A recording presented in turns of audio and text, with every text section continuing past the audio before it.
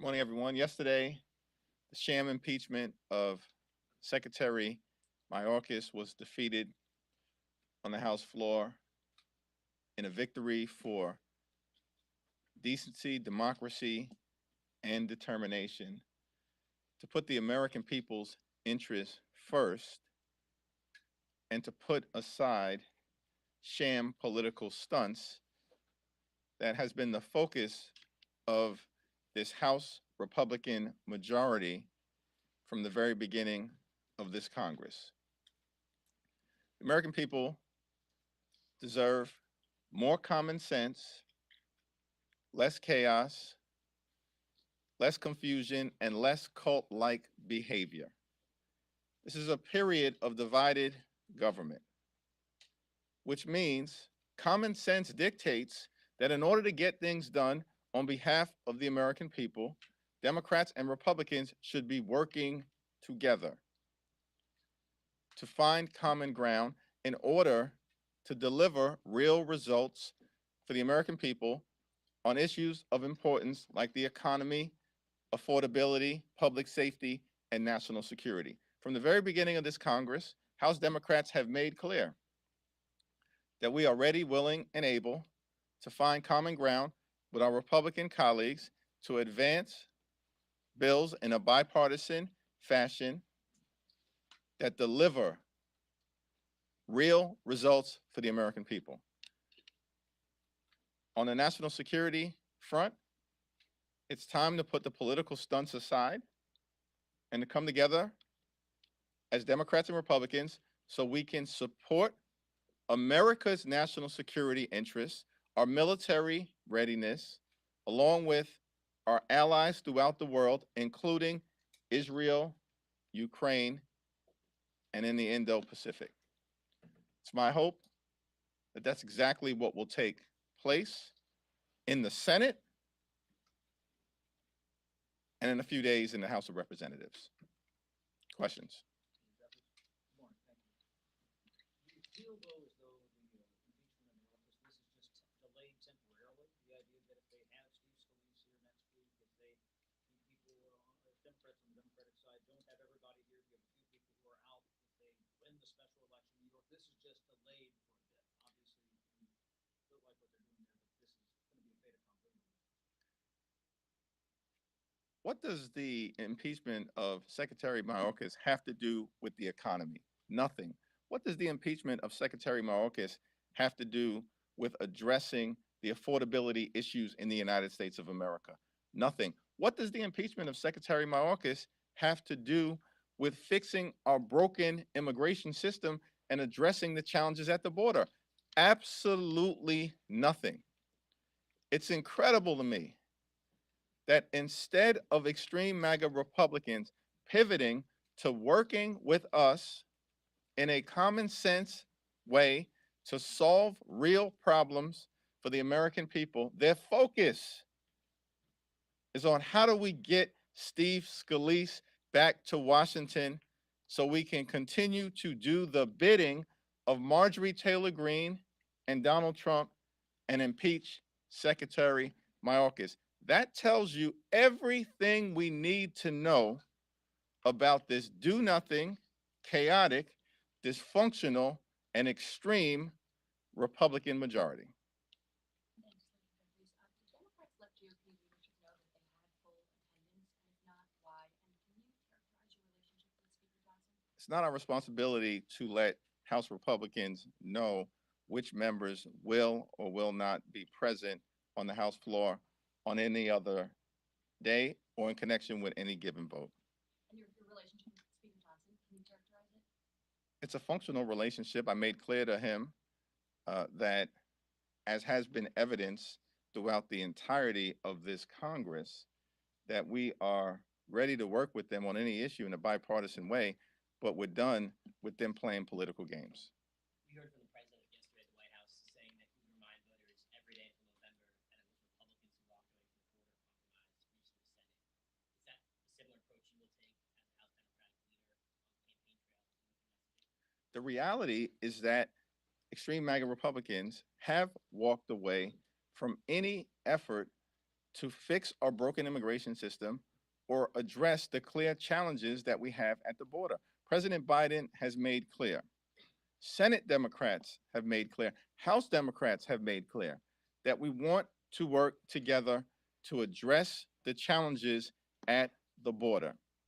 We need a strong border, a safe border, and a humane border. And we want to work together to make sure that we bring that about on behalf of the American people. What the extreme MAGA Republicans have chosen to do is to follow orders from Donald Trump, the puppet master, who has clearly instructed Republicans in the House and in the Senate to walk away from their own bipartisan border security bill. This is extraordinary. This is the height of cynicism.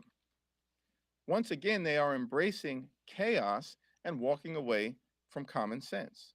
So, yes, I think it's incumbent upon all of us in Washington, D.C. to make sure we are continuing to point out our willingness to work together with our Republican colleagues to solve the border issue, but to do it in a manner that channels common sense and runs away from the chaos that they apparently would like to continue to foster here in Congress, throughout the country.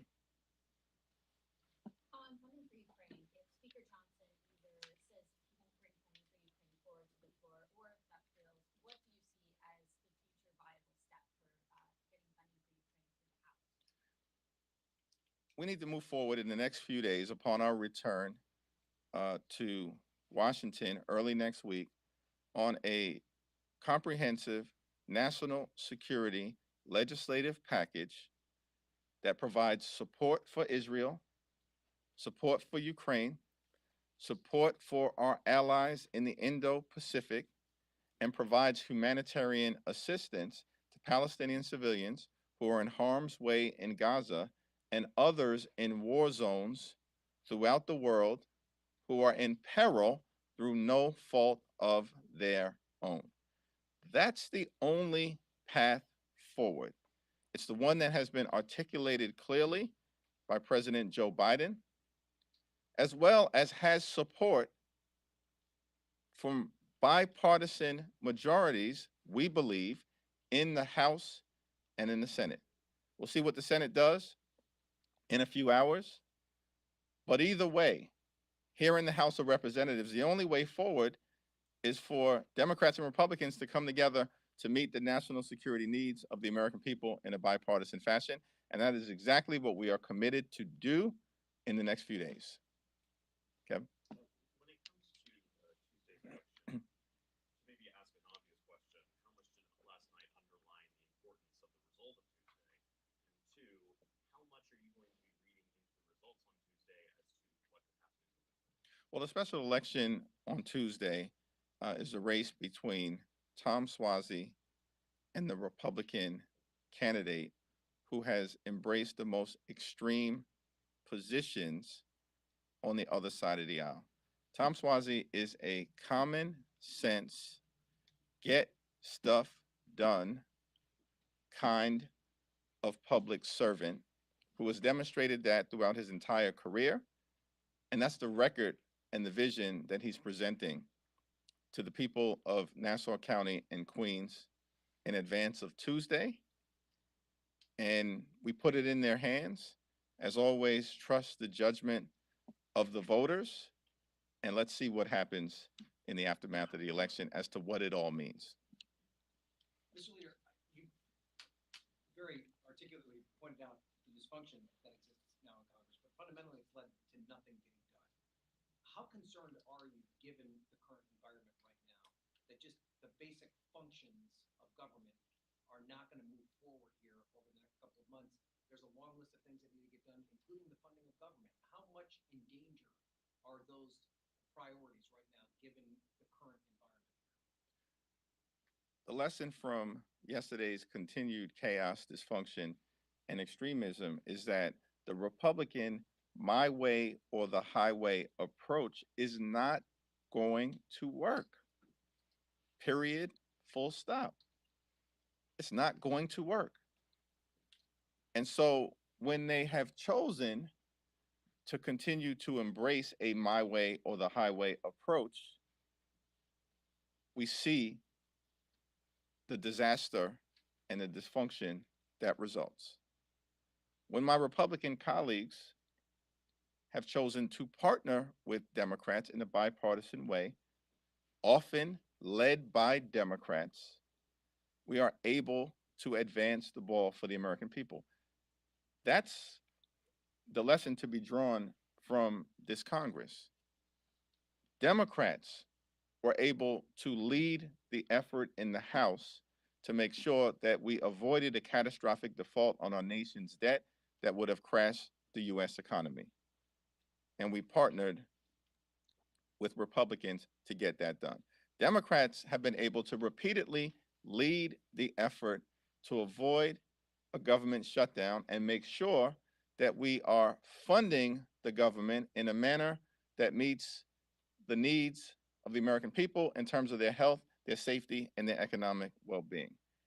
And Democrats, as recently as last week, were able to lead the effort in the House of Representatives and partner with Republicans to enact a tax package designed to improve the lives of the American people in terms of the child tax credit enhancement and the enhancement of the low-income housing tax credit.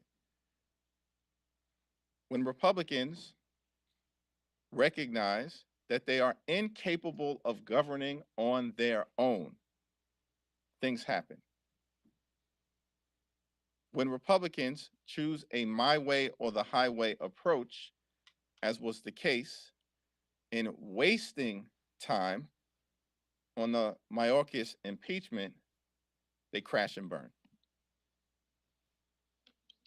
Have you had any outreach or conversations from Republicans not in House leadership about, outreach about some kind of moving some kind of security supplemental like the one you described by discharge petition or any other group? Yeah, there are several Republicans who are not in leadership who have reached out to my colleagues on the Democratic side here in the House to indicate a willingness to work together to advance a comprehensive national security package that meets the needs of Israel in a time of war, Ukraine, who are fighting for their lives in a brave and courageous fashion against brutal Russian aggression, as well as our allies in the Indo-Pacific, like Japan and South Korea, who are dealing with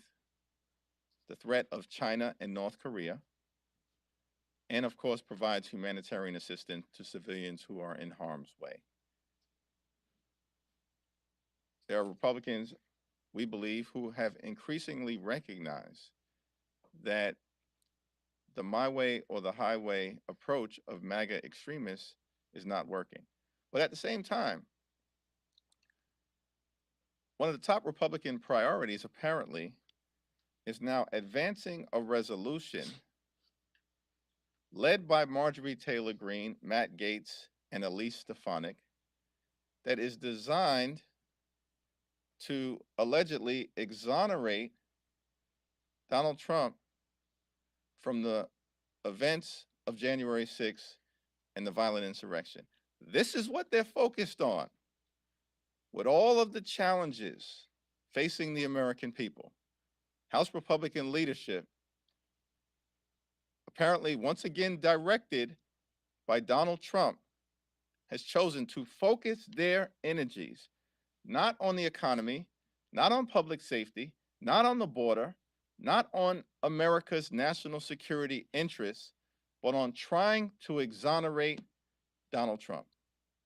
You can't make this stuff up. And the American people increasingly have shown that they've concluded that this is a do-nothing Republican Congress not acting in America's best interest.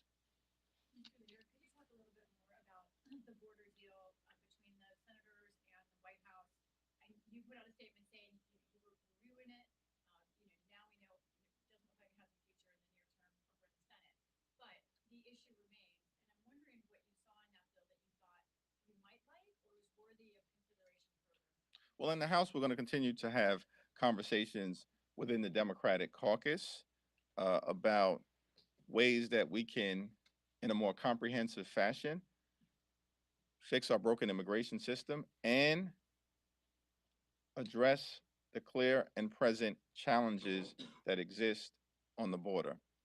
Over the last few weeks, we have been convening in an informal way with stakeholders all across the House Democratic caucus to discuss a path forward to address the challenges at the border. And now it's clear that we're going to have to accelerate those conversations in partnership with President Biden, the administration, and Senate Democrats, because we actually want to solve the problem. Republicans have been ordered by Donald Trump not to solve the challenges at the border, but to continue to play political games because they want to use the border as an electoral issue in November, and that's going to backfire. The Republicans thought they set a border trap for Democrats, and they fell into it themselves.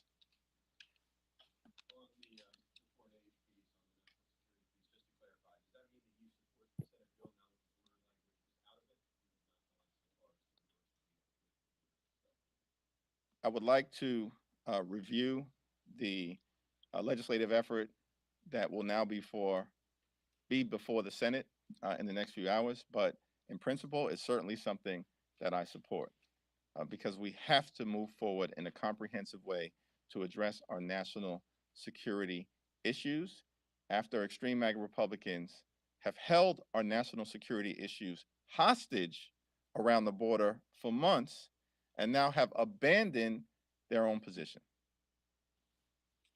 If you could just speak a little bit to kind of the vote yesterday, both really high-profile messaging priorities for the GOP leadership, Israel. Uh, could you speak a little bit to managing the coalition? What do you see as the problem? You're a leader of a coalition, and you studied under perhaps one of the greatest coalition leaders in modern history, Nancy Pelosi. What do you see from the outside looking in? Give us a little bit of a diagnostic. Well, correction, the greatest legislative leader in our view uh, in American political history, and that continues to be proven over and over and over again by the Republican dysfunction.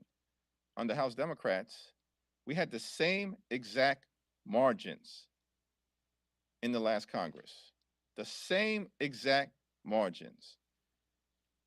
Republicans have produced chaos, dysfunction, and extremism under the same margins under the leadership of Speaker Pelosi. We produced the American Rescue Plan, shots in arms, money in pockets, kids back in school, the Infrastructure Investment and Jobs Act, which will create millions of good paying jobs and clean water in every single community, gun safety legislation for the first time in 30 years that will save lives, the Chips and Science Act to bring domestic manufacturing jobs back home to the United States of America, and the Inflation Reduction Act, the largest investment in combating the climate crisis in the history of the world, setting our planet on a sustainable trajectory forward, strengthening the Affordable Care Act, and driving down the high price of life-saving prescription drugs for millions of Americans, including taking the price of insulin from $4,000 a year to $35 a month.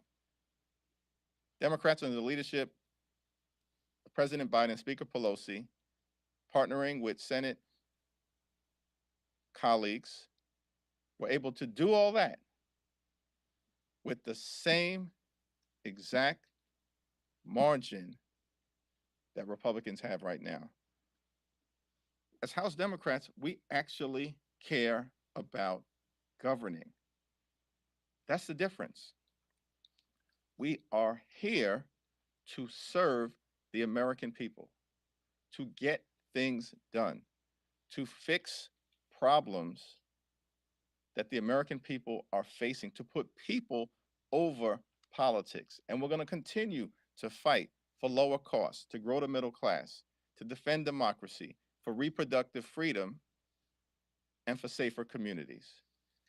And in that quest, we will always have exuberant conversations with each other. We don't run away from that. We embrace it. But then at the end of the day, what we do on our side is to exercise common sense and find the highest common denominator so we can advance the ball for the American people and then live to fight another day with respect to what has been left behind. That's our approach. And it has worked for the American people. And this my way or the highway approach by the extreme MAGA Republicans is failing the American people. Just curious. Then I'll get to you. Do you directly appeal to Congressman Green to leave his hospital? Al Green is a great American, a great patriot, and a great public servant. He has told his story directly, and he made it clear to me that it was important for him to be present to cast a vote against this sham impeachment led by Marjorie Taylor Greene, targeting a hard-working public servant like Secretary Mayorkas. Last question. You know, there's a growing push both in Congress and on the campaign trail for a constitutional amendment to term limits. Is that something you would support for the Democratic conference? We haven't had that conversation, but there are term limits that are in place pursuant to the United States Constitution. It's every 2 years. Not 4 years like the presidency, 6 years like the United States Senate, or life tenure like Article 3 federal judges. The House has to face the American people, all 435 of us, every 2 years to make the case to have your employment contract renewed. And that was an intentional decision by the framers to make sure that the House was the institution closest to the American people. And as Democrats, we're just going to continue to do our best in that regard to put people over politics. Thank you.